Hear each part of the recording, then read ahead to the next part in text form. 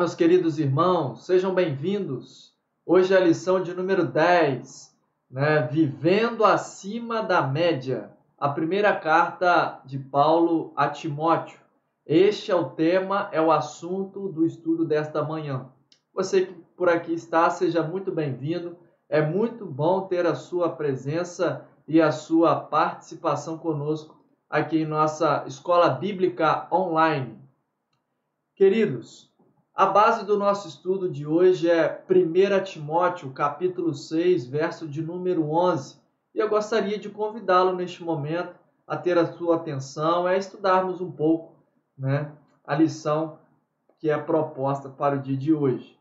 Verso 11 do capítulo 6 de 1 Timóteo diz: Você, porém, homem de Deus, fuja de tudo isso e busque a justiça, a piedade, a fé, o amor, a perseverança e a mansidão.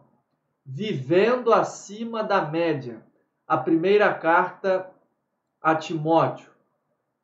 Popularmente, queridos irmãos, as cartas de 1º e 2º Timóteo e também a carta de Tito, é conhecida por todos nós como cartas pastorais. Cartas pastorais. Normalmente, essas cartas são assim chamadas. Hoje, falando um pouco sobre 1 Timóteo, e falando sobre 1 Timóteo, é importante falarmos sobre a pessoa de Timóteo, quem era Timóteo. Timóteo era filho de uma mulher judia, que era cristã, e também era filho de pai grego. Timóteo, ele foi instruído na palavra pela sua avó, e pela sua mãe, desde jovem, e por ser filho de pai grego, provavelmente seu pai não era cristão, e sua mãe judia, que se chamava Eunice, junto de sua avó, Loide, foram as pessoas que contribuíram para a formação espiritual na vida de Timóteo. Mas é fato também que, conforme nos registra Atos capítulo 16, Timóteo era ali da região da Galácia, mais precisamente em Listra, foi ali o seu contato com o apóstolo Paulo e possivelmente ele veio a se converter através das pregações de Paulo ali em sua região. Portanto, Paulo o chamava de verdadeiro filho na fé. E esse era o jovem Timóteo, um pastor, segundo o que a Bíblia nos diz, um jovem pastor, e Paulo já ali experimentado na vida, experimentado ministerialmente falando, ele escreve essas cartas pastorais, 1 Timóteo, 2 Timóteo, Tito, para trazer orientação aos jovens líderes, aos jovens pastores, trazendo uma palavra ali de encorajamento, uma palavra de fortalecimento, a vida e a liderança que eles exerciam naquele tempo. Portanto, essas cartas, a carta de 1 Timóteo gira em torno disso. Eu gostaria de ler, o objetivo da carta está descrito aí no capítulo 14 e 15 de 1 Timóteo. O texto vai nos dizer o seguinte, capítulo 3, versos 14 e 15 de 1 Timóteo, diz o texto: Escrevo essas coisas, embora espero ir vê-lo em breve, mas se eu demorar, saiba como as pessoas devem comportar-se na casa de Deus, que é a igreja do Deus vivo, coluna e fundamento da verdade. Então, essa carta ela é escrita com o objetivo de estar auxiliando, estar fortalecendo a vida do jovem Timóteo, ali no seu dia a dia, da sua liderança. Portanto, essa carta está no grupo das epístolas pastorais, pela ênfase que é dada às responsabilidades pessoais e às tarefas públicas de um pastor de ovelhas. Então, aqui nessa carta nós vamos encontrar isso, responsabilidades pessoais e responsabilidades públicas de um pastor. Obviamente que essas cartas não se aplicam apenas aos pastores. Há momentos específicos na carta que falam diretamente aos pastores. né, aos líderes, aos diáconos, mas essas cartas servem de aplicação, de aprendizado, de aconselhamento e exortação à vida de todos os crentes, como, por exemplo, acerca da conduta, quando Paulo orienta, né, acerca da conduta. As condutas descritas aqui, o viver, o exemplo, o testemunho, que deve estar descrita e precisa estar presente na vida de um líder, também, irmãos, é algo que se aplica à vida de qualquer outro cristão, né? Na sua maneira de agir, que deve haver em nós exemplo de vida, boa conduta e bom testemunho. Concorda comigo? Então, essa carta ela serve de grande aprendizado e edificação às nossas vidas. Né? Timóteo, ele dava um bom testemunho. Atos 16, 2 nos fala sobre isso, que o povo testificava acerca do seu bom testemunho. Né? E Timóteo, ele foi um dos maiores contribuintes, né? Contribuintes ao ministério de Paulo. Em diversas ocasiões e textos do Novo Testamento, Paulo faz menção, né, do jovem Timóteo, né, em suas epístolas, em suas viagens, né, e ele foi um grande contribuinte, né, foi alguém que contribuiu junto à vida e ao ministério de Paulo, né, ele contribuiu, né, foi um grande contribuinte pela sua fidelidade, pela sua integridade, né, no serviço de Cristo, né, era um obreiro aprovado, um servo de Deus, né? Embora ele tenha tido as suas dificuldades, as suas limitações, né? E Paulo aqui ele aconselha e ele escreve essa carta com o intuito de tratar essas dificuldades de Paulo, né? Quais eram suas dificuldades? A timidez, né? A timidez. Paulo ele encoraja Timóteo, né? Diante da sua timidez. Paulo também era jovem, né? Era jovem. E, obviamente, que ser jovem, irmãos, não é um defeito, né? É muito bom ser jovem. O jovem tem vigor, tem força, né? Mas, dentro da sua dificuldade com a juventude, é a dificuldade que a juventude traz, enquanto você tem força e vigor, a juventude, às vezes, né? Ela traz consigo a ausência de maturidade. Às vezes, né? Ela pode trazer consigo ausência de maturidade. Obviamente que nós conhecemos jovens e nós podemos lidar com jovens que sejam maduros, né? Mas essa era uma das dificuldades vividas ali por Timóteo. A sua timidez, né? A sua juventude. A juventude traz consigo o vigor, a força, mas às vezes pode trazer também ausência de maturidade. Maturidade que pode vir com o tempo, com a vivência. Mas o fato de ser jovem não era motivo, né, para Timóteo ser desprezado. Né? Paulo vai dizer, né, ninguém te despreze pelo fato de você ser jovem. Né? Ou seja, o fato de alguém ser jovem e ter a liderança, exercer liderança, não é razão para desprezarmos alguém. Né? E Paulo diz, ninguém despreze você por você ser jovem. Né? Porque a autoridade, irmãos, ela não está na idade. A autoridade de um líder deve estar baseado na palavra de Deus. Né? Ninguém deve desprezar alguém pela sua idade. Né? Mas a minha autoridade, por exemplo, como jovem pastor, né, está e deve estar baseada, a minha autoridade, na palavra de Deus. Né? Ninguém despreze, Timóteo, você pelo fato de você ser jovem, mas seja exemplo para os fiéis, no amor, no trato. Tá vendo, irmãos? Então, é isso aqui que é trabalhado nessa primeira epístola, né, de Timóteo. Né? Timóteo era um servo de Deus, né? E essas cartas elas são datadas próximo ao fim da vida de Paulo, né? Essas cartas pastorais.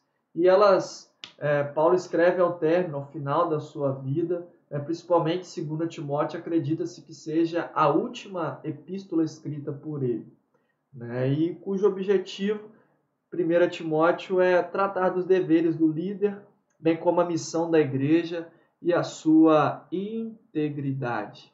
É uma carta maravilhosa, né, de grande ensinamento, aprendizado às nossas vidas.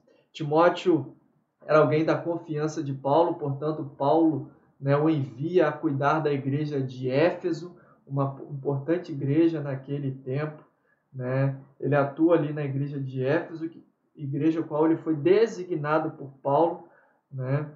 E Paulo ele orienta Timóteo a como se portar no ministério. E a ênfase, qual é a ênfase?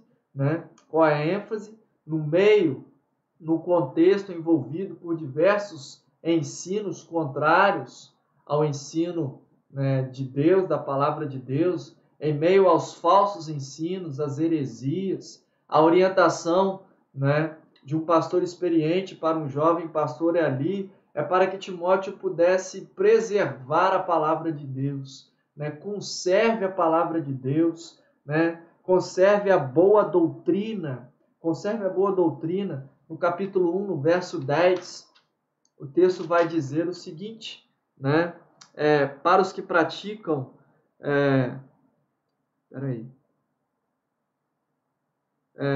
pregue a palavra de Deus, e no verso 10 ele vai falar, né, para que ele pudesse preservar a boa doutrina diante das coisas, das falsos ensinos daquele tempo. Preserve a boa doutrina, né, preserve as sãs palavras, verso 6 do capítulo 4 de 1 Timóteo.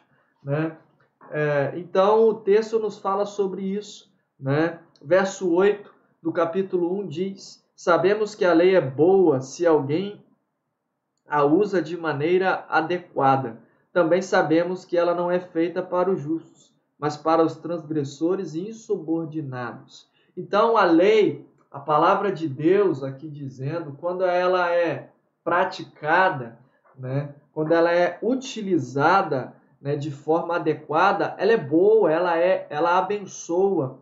E a exortação aqui, né, o conselho é para que Timóteo pudesse ter zelo pela palavra de Deus. Conforme a segunda carta vai dizer, Paulo diz a Timóteo, prega a palavra. Né? Aqui na primeira carta, preserve a sã doutrina, tenha compromisso com a verdade, tenha comprometimento com a palavra de Deus, diante de um tempo de tantos enganadores, diante de um tempo de doutrinas de demônios, chamada assim por Paulo, no capítulo 4, verso 1, né? Ele vai dizer assim, ó, o Espírito diz claramente que nos últimos tempos alguns abandonarão a fé e seguirão espíritos enganadores e doutrinas de demônios. Doutrinas de demônios. Tais ensinamentos vêm de homens hipócritas e mentirosos que têm consciência cauterizada, ou seja, que têm consciência morta, né? Pessoas que negligenciam a verdade, que faltam com a verdade, né? Aqui chamada por Paulo de doutrinas de demônios, ou seja, falsos ensinos. Hoje nós vivemos realidade semelhante, né? Falsos ensinos, relativismo com a palavra de Deus. E é papel do líder, é papel do servo de Deus, é papel do pastor, né? Combater isso, pregar a palavra, conservar e preservar a boa palavra, a boa doutrina, o evangelho verídico, autêntico. É nosso papel, e essa era a orientação de Paulo aos líderes, né? Pregar a palavra, preservar a palavra, cuidar da palavra, né? E ter zelo para com a igreja de Deus. É papel da igreja de Cristo, né? Combater os falsos ensinos, combater as heresias, né? Ter cuidado com as falsas doutrinas, né? Verso 5 do capítulo 1. Né?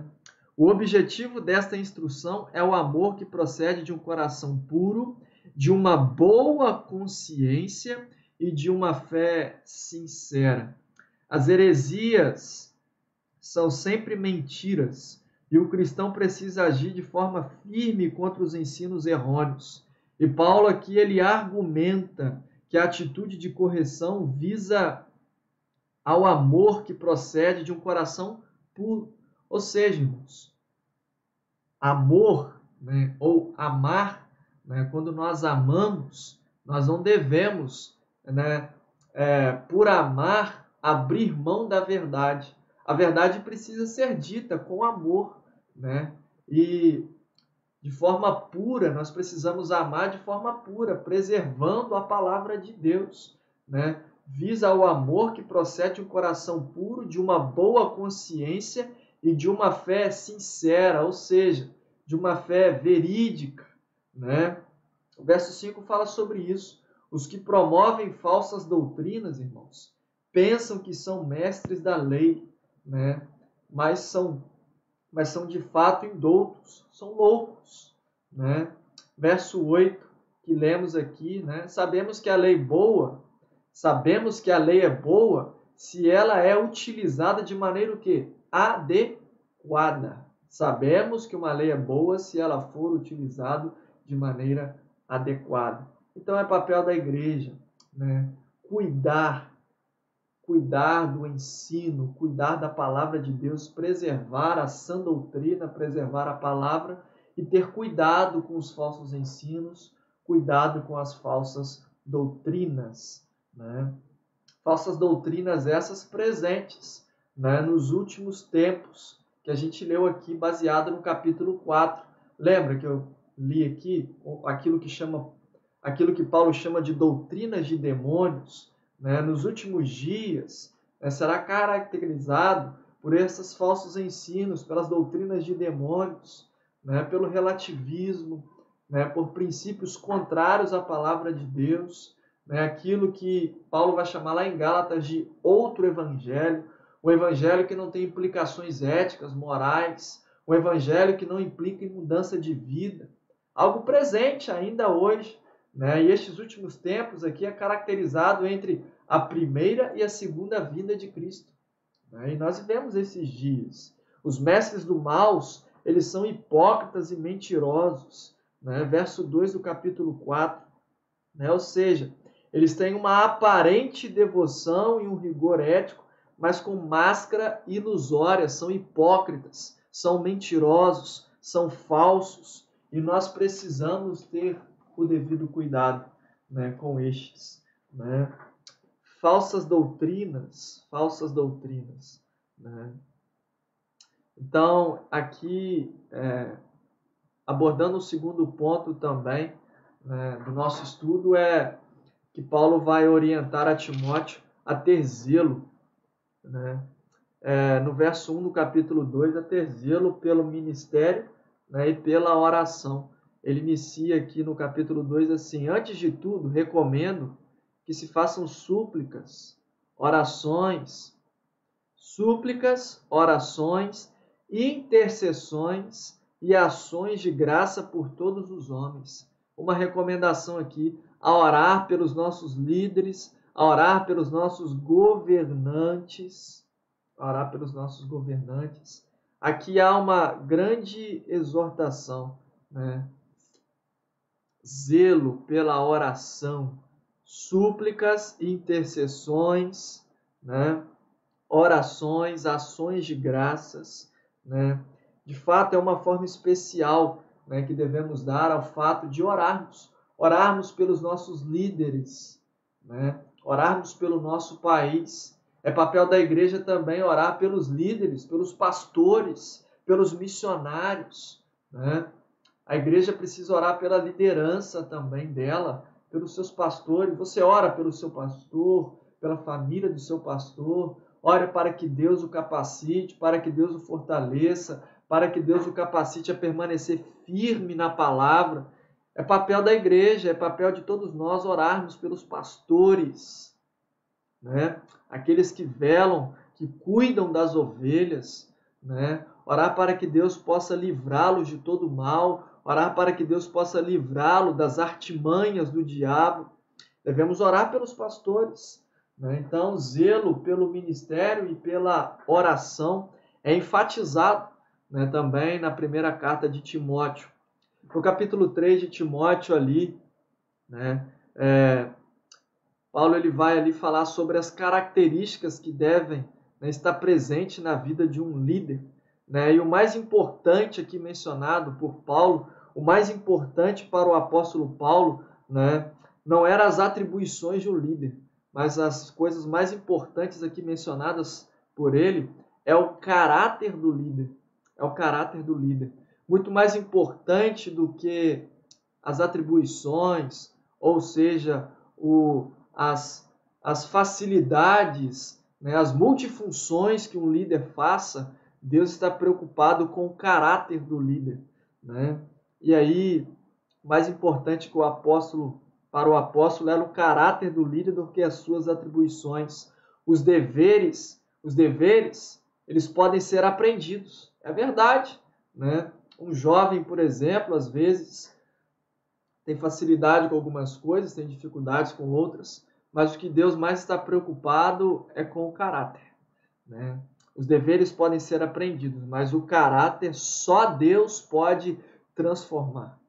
E é uma necessidade que temos de líderes com caráter, líderes irrepreensíveis, líderes que temam, que amam a Deus, pessoas de caráter, pessoas íntegras, homens de Deus, fiéis a Deus, que honrem a Deus.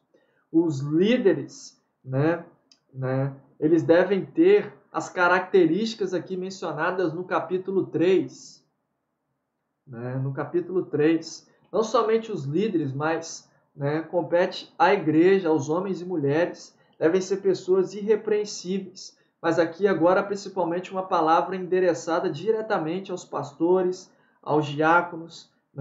As qualidades dos pastores apresentadas aqui são irrepreensível, marido de uma só mulher, vigilante, sóbrio, honesto, hospitaleiro, apto para ensinar.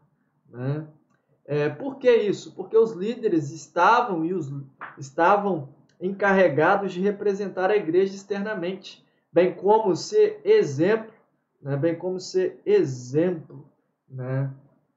com a sua vida. Como um pai cuida de uma família e cuida do seu lar, assim deve ser o pastor. Então, o requisito irrepreensível significa que não deve apresentar alguma falha de caráter.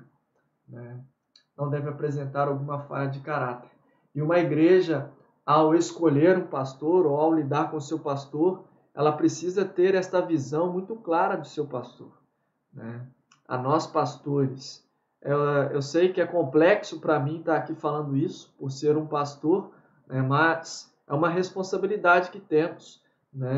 É papel do líder ser exemplo, ser modelo. E uma igreja, ao escolher um pastor, e aí os irmãos precisam ter consciência disso, que ao escolher um pastor, ela deve ter isso aqui em mente. Precisa ser alguém irrepreensível. A igreja ela não tem que olhar ao escolher um pastor, ele sabe fazer isso ou ele sabe fazer aquilo. Obviamente que isso é importante, mas ela precisa olhar para o seu caráter. E o seu caráter deve ser irrepreensível. Deve ser alguém de um bom testemunho, marido de uma só mulher. A gente vive aí hoje uma realidade de pastores. Quando a gente fala aqui, a gente só pensa na questão do adultério. Mas a gente vive aqui uma realidade hoje, no mundo de hoje, pastores divorciados. É algo que devemos pensar.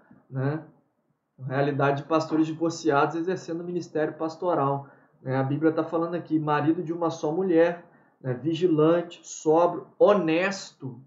Honestidade. Tá vendo? Estamos aqui falando de caráter, hospitaleiro, apto para ensinar. Ou seja, um homem de Deus, um homem que seja um exemplo, que seja uma referência. Essa é a característica que deve haver num líder. Não adianta de nada um líder ser muito bom em tudo, saber fazer diversas funções, executar diversos serviços, mas se ele não tem caráter. E é uma grande tragédia quando um líder não tem caráter. Não é verdade, irmãos? Então, as orientações para os líderes é que ele seja irrepreensível, ou seja, o requisito irrepreensível significa que não deve apresentar alguma falha de caráter ou conduta de tal forma que ninguém possa criticá-lo. Obviamente, como seres humanos, pastores, têm erros, irmãos, têm defeitos. Nós somos pecadores, claro que somos. Nós somos pecadores, mas o líder ele precisa ter caráter. Ele precisa ter caráter. Ele precisa honrar a Deus. Ele precisa ser comprometido com Deus. E os presbíteros que governam bem sejam estimados, né? E aqui uma outra coisa mencionada, que é algo hoje, né, que às vezes nós temos até dificuldade de falar isso, dada a proporção em que a gente vive num contexto de tamanha falta de honestidade em alguns segmentos religiosos, né? Pessoas que tiram proveito de suas igrejas, em suas denominações, mas o sustento pastoral, né, falando aqui de forma, né, saudável, né, é bíblico. Né? Os presbíteros que governam bem sejam estimados por dignos de duplicada honra, principalmente os que trabalham na palavra e na doutrina. Né? A honra da posição daquele que preside e ministra a pregação, ensina e pastoreia o rebanho, deve ser correspondida por dobrados honorários. Verso 18 do capítulo 5. Ou seja, digno é o obreiro do seu salário. Né?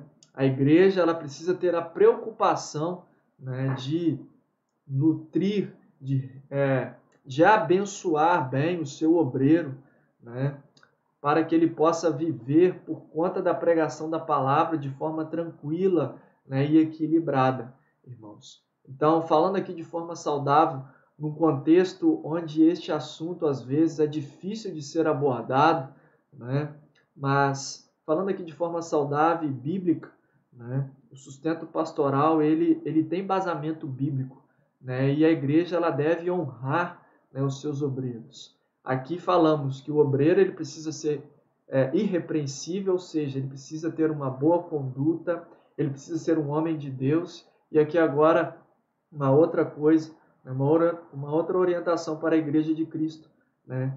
É que o obreiro ele é digno do seu salário. Né? Avançando um pouco mais dentro do nosso estudo, né?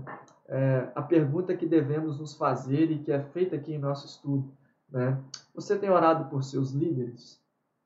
Você tem investido na boa formação espiritual e doutrinária dos mesmos? Você tem investido na boa formação espiritual e doutrinária dos mesmos? Então, é papel da igreja cuidar bem do seu pastor.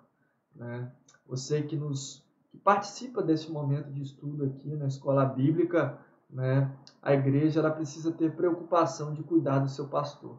Há muitos pastores aí que sofrem no ministério, porque a igreja não honra.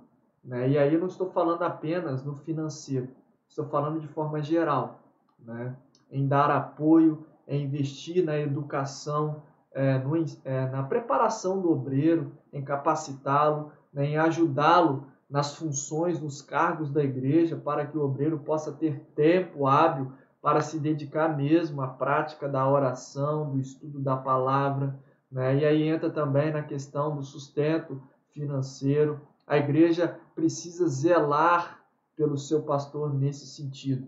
E aí não estou falando de forma pessoal, estou falando de maneira geral. Papel da igreja, zelar, cuidar do seu pastor, para que ele possa oferecer mais para a igreja, oferecer o seu melhor.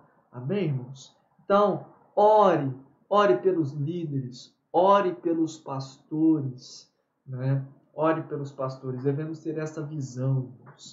A grande preocupação do apóstolo Paulo era com relação aos líderes das gerações futuras no que tange à igreja de Cristo.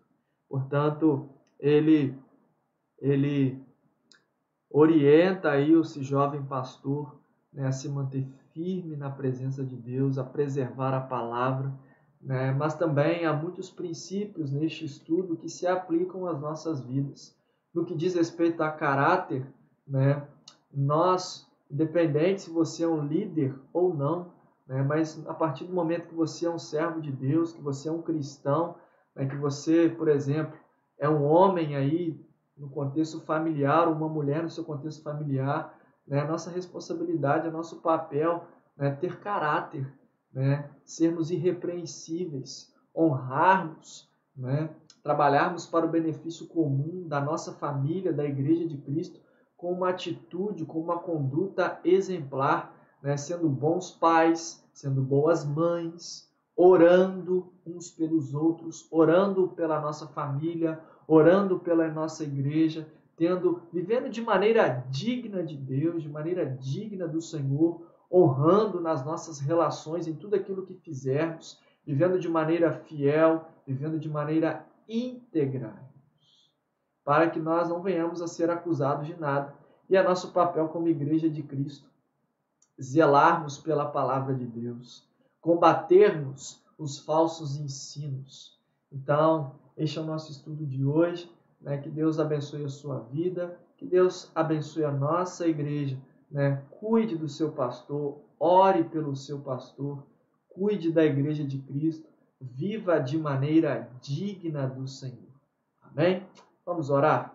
Querido Deus, amado Pai, muito obrigado, Deus querido, por esta manhã. Muito obrigado por este estudo, pelo estudo da Tua Palavra, Deus querido. Pai, nesta hora, nós queremos colocar diante do Senhor a nossa igreja e suplicarmos ao Senhor que o Senhor nos ajude a cada dia como Igreja de Cristo, a vivermos, ó Deus querido, de maneira digna do Senhor, a termos atitudes e a produzirmos frutos, ó Deus, que demonstram que um dia nós entregamos nossas vidas ao Senhor. Frutos dignos de arrependimento, Deus. Pai, nos ajude a vivermos de maneira honesta, de maneira irrepreensível. Nos ajude a sermos crentes de caráter, com bom testemunho, sendo fiéis ao Senhor, crentes que honrem ao Senhor. Pai querido, em nome de Jesus, nós suplicamos ao Senhor e clamamos ao Senhor pelos nossos líderes, pelos pastores, ó Pai querido, pastores, ó Pai querido, que eles possam ser a cada dia mais bons servos do Senhor, que o Senhor os capacite para a boa obra, que o Senhor dê às igrejas visões de cuidarem dos seus pastores. Pai querido, em nome de Jesus, que o Senhor nos livre como pastores de todo mal, que o Senhor nos livre, ó Deus querido, das artimanhas do maligno. Pai, em nome de Jesus, que o Senhor guarde e abençoe a família de cada pastor nesta manhã. Pai, sustenta-nos e nos dê a cada dia a alegria de viver no ministério, de estar no ministério. Que o Senhor a cada dia nos ajude a honrarmos ao Senhor, a vivermos de maneira digna do Senhor. Ó Pai querido, a sermos fiéis ao Senhor, honestos em tudo aquilo que fizermos, ó Deus. Muito obrigado, Deus querido, por esta manhã, essa oração que a Ti fazemos, em nome de Jesus. Amém. Meu querido, que Deus abençoe você, tenha um dia na presença de Deus. Um grande abraço, né, para você nesta manhã. Deus te abençoe.